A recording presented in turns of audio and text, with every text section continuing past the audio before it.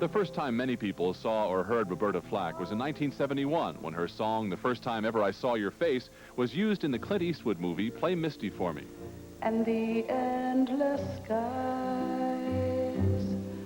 my love. The song became a #1 hit, and Roberta received a Grammy for Record of the Year. Roberta Flack was born in North Carolina in 1940, and church music was a big part of family life. She began formal piano training at age 9 and went to Howard University at 15 with a full music scholarship and dreams of becoming a classical pianist. But after graduation, her dad died, and Roberta took a teaching job to help support her family. Strumming my pain with his fingers, singing my life with his words, killing me softly with... In the late 1960s, she quit teaching and began recording. By 1973, she had 5 albums, 4 Grammys, and one of the most successful partnerships in music with singer Donny Hathaway. Where is the love you said you'd give to me as soon as you were free? They were working on an album together in 1979 when Hathaway died after plunging from a hotel window in an apparent suicide. Flack continued to perform as a solo artist, but didn't have another top 20 hit until she teamed up with Peabo Bryson in 1983. I celebrate my love for you. Roberta's newest release is Set the Night to Music, and the title song, a duet with Maxie Priest, was a top 10 hit on the Billboard chart.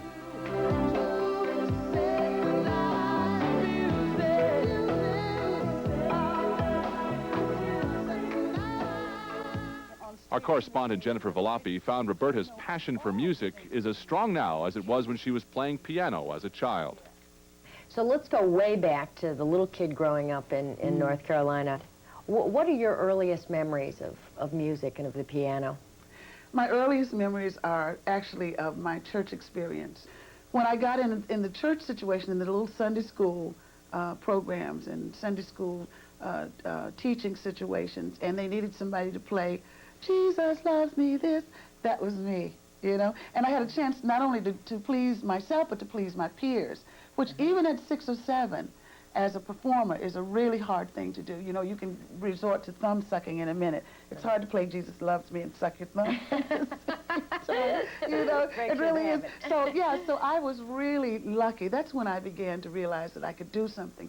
When did you get your first piano? My father went to what was obviously a junkyard to get this, because when the piano came back, and I will remember this as long as I live, there was such an odor. Every time you played the keys and the hammers struck the strings, this odor would come out because the little rat-tiny people had been living in it, obviously, or there was some of that present.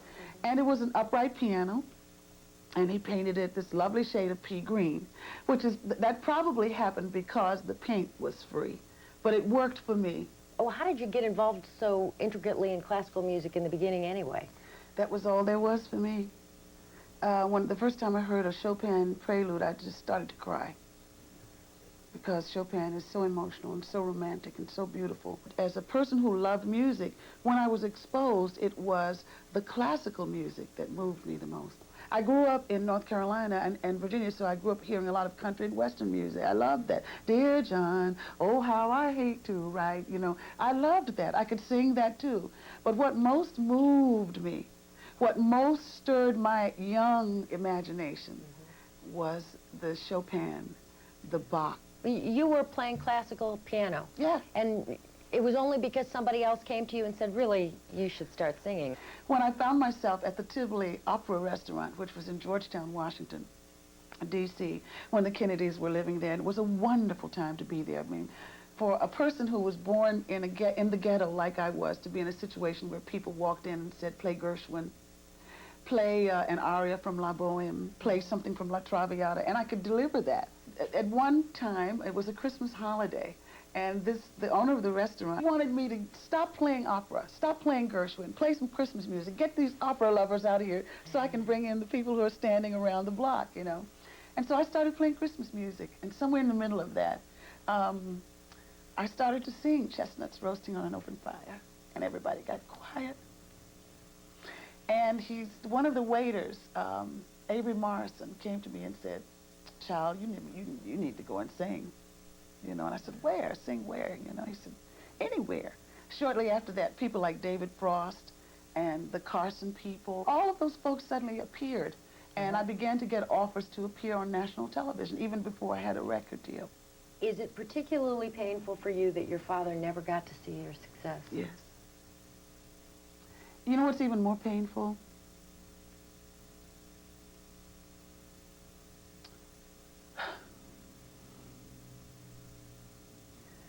That my family doesn't applaud me. They do not? No, they don't. Why is that? I think it's envy and jealousy.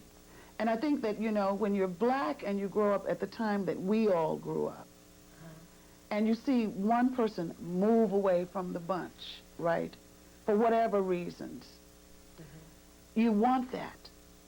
And my feeling has always been, it's okay for you to want that, but don't take it away from me.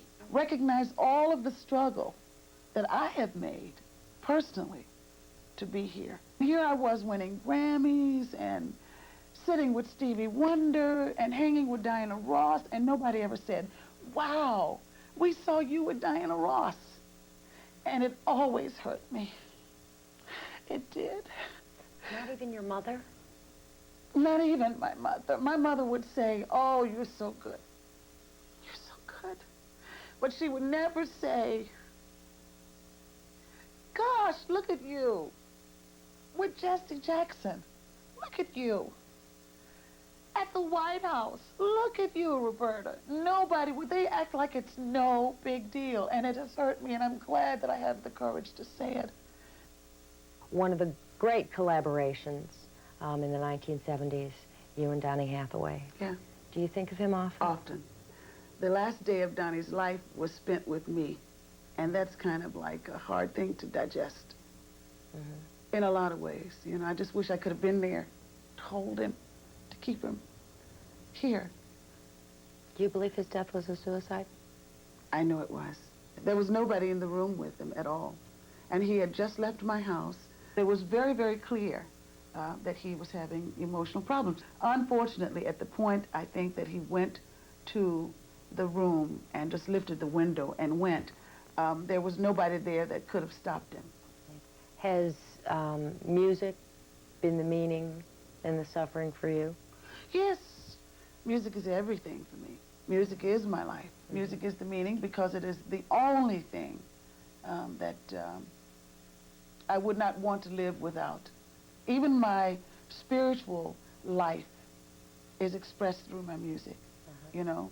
My beliefs about life and death and love and everything is expressed through music, either my own or someone else's. I know you have one very favorite song that your grandmother used to sing to you. Yeah. Could you just sing us out on a couple bars? Hush-a-bye, don't you cry. Go to sleepy little babe. And when you wake, you shall have all the pretty little horses, blacks and bays, dapples and grays.